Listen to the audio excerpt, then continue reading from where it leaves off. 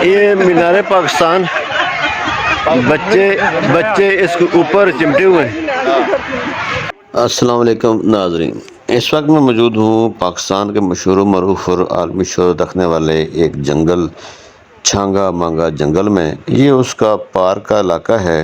ये उसके आन वस्त में मौजूद है, जो लोगों की सैर व तफरीह के लिए बनाया गया है। ये बच्चे भी आप देख रहे हैं। इसके अलावा यहाँ एक ट्राम चलती है और ये ट्राम पूरी दुनिया में कहा जाता है कि सिर्फ छांगा मांगा जंगल में ही इसको चलाया जाता है।